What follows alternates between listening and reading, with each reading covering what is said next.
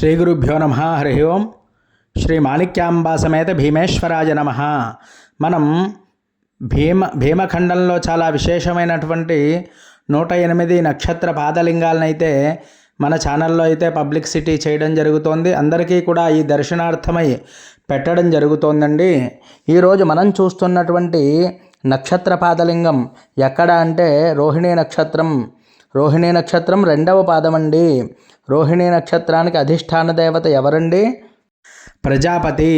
అలాగే మరి స్వామివారి యొక్క నామకరణం ఏమిటి అంటే సర్వమంగళ సమేత అగస్త్యేశ్వర స్వామివారు.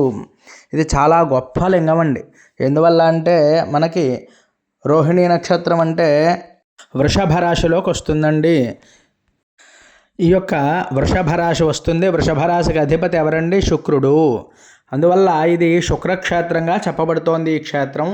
అంతేకాకుండా ఇక్కడ చాలా గొప్ప విషయమైనటువంటిది ఏంటంటే ఈ యొక్క దేవాలయానికి స్వామివారు చక్కగా ఉంటారండి.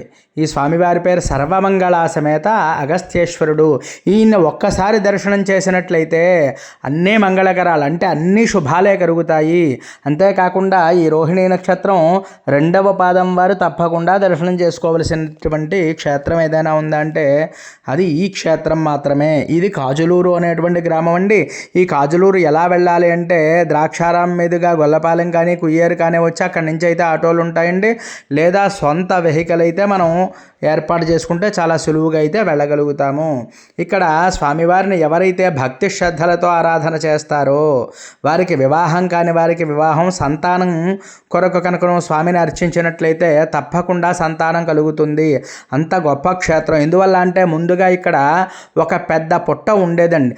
ఆ పుట్టలోంచి స్వామి ఉద్భవించి స్వయంభువుగా ఇక్కడ ఎవరు సుబ్రహ్మణ్యేశ్వరుడు కూడా వెలిసాడు. కాబట్టి ఇది సుబ్రహ్మణ్య క్షేత్రంగా కూడా విరాజిల్లుతూ ఉంటుంది. అంతేకాకుండా ఇక్కడ సుబ్రహ్మణ్యారాధన గొప్పగా చేయడం వల్ల ఇక్కడ అగస్త్యేశ్వర రూపంలో స్వామివారు పుట్ట లోపల నుంచి ఉన్నట్టుగా తర్వాత ఈ యొక్క లింగం ప్రాశస్త్యంలోకి వచ్చి చాలా గొప్ప లింగంగా ఇక్కడ ఎవరైతే భక్తులైతే భక్తి శ్రద్ధలతో ప్రదక్షిణాలు కానీ అలాగే మరి అభిషేకం కానీ జపం కానీ ఆచరించినట్లయితే వివాహం కాని వారికి త్వరితంగా వివాహం అవుతోంది. అలాగే సంతానం లేక బాధపడుతున్నటువంటి వారికి గొప్ప సంతానం కూడా కలుగుతోంది.